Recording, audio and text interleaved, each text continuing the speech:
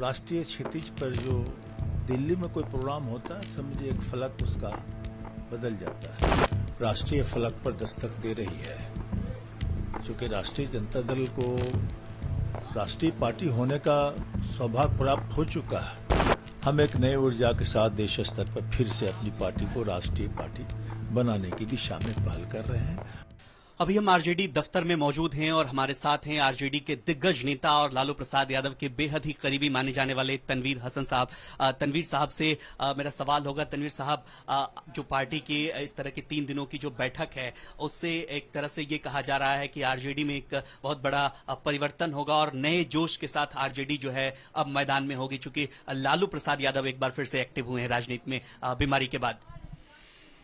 राष्ट्रीय जनता दल का दिल्ली में होने वाला जो सम्मेलन है, ये 2 दिन का राष्ट्रीय सम्मेलन है। लालू प्रसाद जी पुनः एक बार राष्ट्रीय जनता दल के अध्यक्ष निर्वाचित हुए हैं और राष्ट्रीय क्षितिज पर जो दिल्ली में कोई प्रोग्राम होता है, समझिए एक फलक उसका बदल जाता है।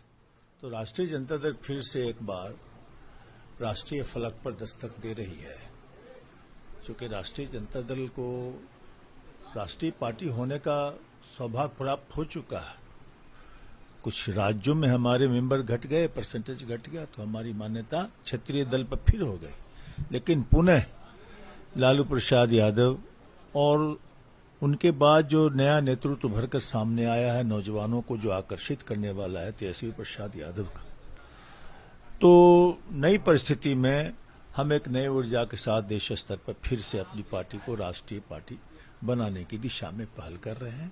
उसी पहल के सिलसिले में हमारा ये प्रयास आने वाले दिनों में बढ़ेगा। कहा यह जा रहा है कि यहां से जो है ये बैठक चूंकि महत्वपूर्ण है और देश भर के तमाम नेता जो हैं, आरजेडी के कार्यकर्ता हैं, वो इसमें आ रहे हैं। क्या इसे 2024 और 2025 का आगाज माना जाए? स्वाभाविक है। कोई भी पार्टी अपने किसी भी सांगठनिक प्रयासों का, चूंकि धर्मशाला तो पार्टी ने खोला नहीं है, पार्टी तो चुनाव में विश्वास करती है, चुनाव लड़ती है। स्वाभाविक है कि आने वाला कोई भी चुनाव हो, चाहे 24 का हो, चाहे 25 का हो, हमारी तैयारी उसको मद्देनजर रखते हुए है और रहेगी। और ये सम्मेलन उस दिशा में ही एक बहुत बड़ा पहल होगा कि हम उसको पार्टी को और स्ट्रेंथ करें, मजबूत करें, देश स्तर पर इसको आगे बढ़ाने का काम करें। एक सवाल जो आम जनता का सवाल है, चूंकि तेजस्वी यादव राजनीति में जिस तरीके से एक्टिव हुए हैं, उनकी रैलियों में जिस तरीके से भीड़ निकलकर सामने आ रही है और एक मास लीडर के तौर पर वो भी खुद को स्थापित कर रहे हैं बिहार में, लोगों का ये कहना था कि अगर लालू प्रसाद यादव की जगह अभी पार्टी की कमान जो है तेजस्वी यादव के हाथों में होती तो आरजेडी के लिए यह बेहतर होता। अब बतौर प्रवक्ता आप इससे कितना सहमत हैं?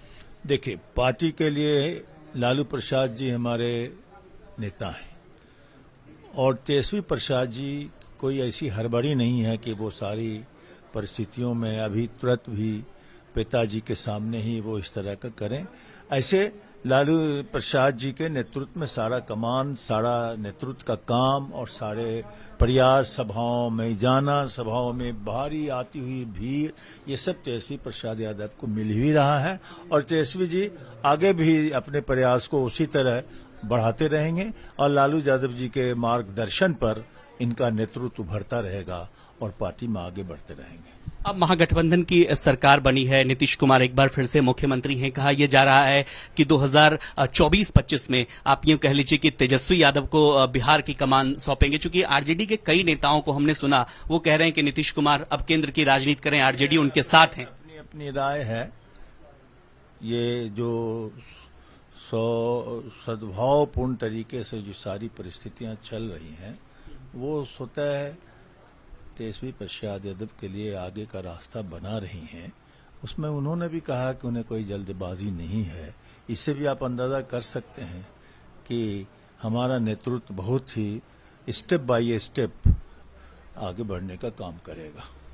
एक बार पहले भी गठबंधन बना और वो टूट गया, नीतीश कुमार से आपका गठबंधन। इस बार जो एक कोऑर्डिनेशन बना है वो किस आधार पर बना है? चूंकि ये बेहद महत्वपूर्ण हो जाता है और भारतीय जनता पार्टी का आरोप जो है हमेशा से, कल भी सुशील मोदी कह रहे थे, लगातार ये कह रहे हैं कि ये ज्यादा दिन तक नहीं चलेगा, टूटने वाला। नीतीश कुमार पर आरोप लगा रहे हैं वो कि ये पलट जाते हैं। सुशील कुमार मोदी को इस तरह से बोलने की आदत है। वो बेकार की बातों में अपना फांस फंसाते रहते हैं और इससे कोई हासिल नहीं है, इसलिए सुशील कुमार के बकवास का कोई जवाब नहीं है।